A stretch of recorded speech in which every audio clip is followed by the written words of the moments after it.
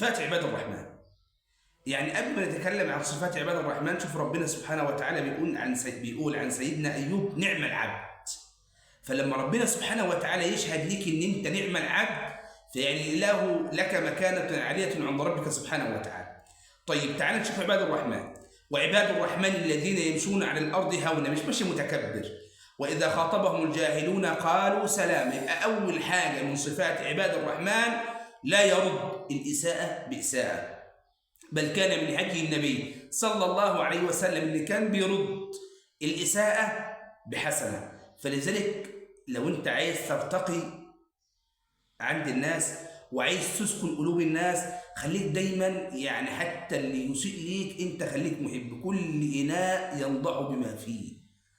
الإناء اللي فيه عسل بيبقى باين ان هو فيه عسل، والإناء اللي فيه صبار بيبقى باين ان هو فيه سبار، والإناء المصدق الوسخ بيبقى باين من منظره وباين من طريقته ان هو وسخ. فخليك دايما يعني قولك طيب، وخلي دايما حتى لو إنسان عدوك هو بيسقط بالإساءة، وانت بترتقي وبترتفع بالإحسان إليهم كما فعل سيدنا رسول الله صلى الله عليه وسلم.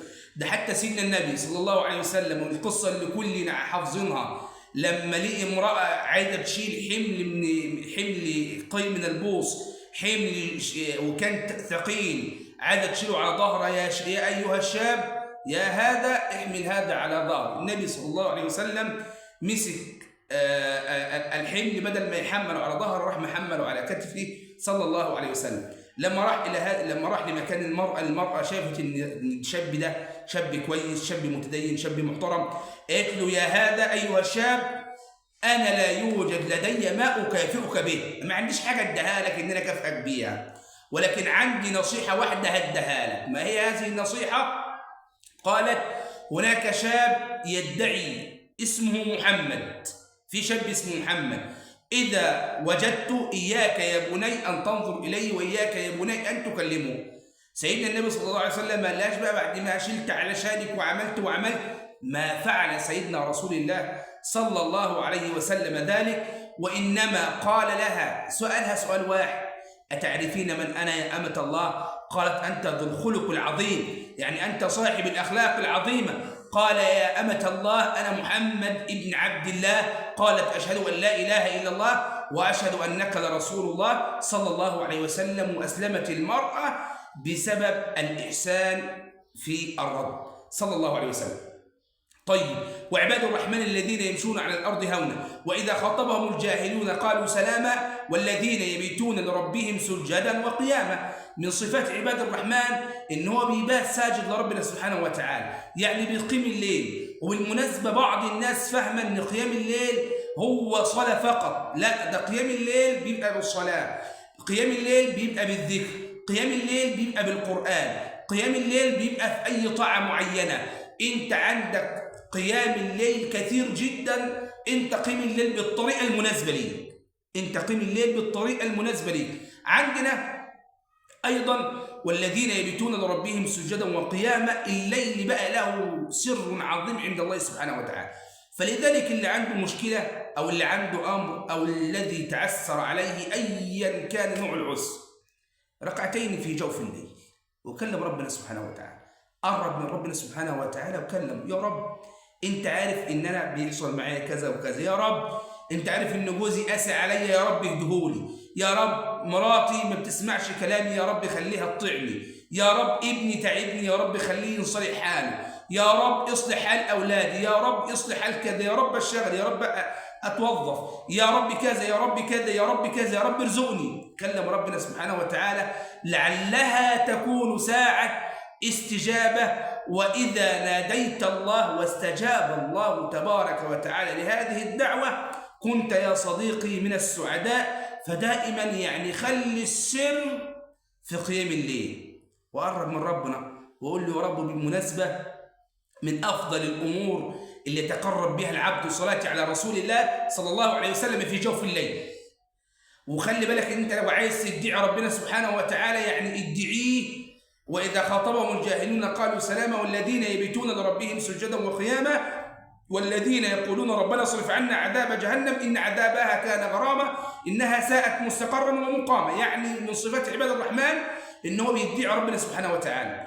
قبل ما تدعي ربنا سبحانه وتعالى عايز ربنا سبحانه وتعالى يستجيب لهذه الدعوة، أول حاجة تعملها ابدأ بصلاة على رسول الله، وقول الدعوة اللي انت عايزها، واختم بالصلاة على رسول الله. فربنا سبحانه وتعالى هيقبل الصلاة الأولى وهيقبل الصلاة الثانية، والله تبارك وتعالى أكرم من أن يرد ما بين الصلاتين على حبيبه صلى الله عليه وسلم.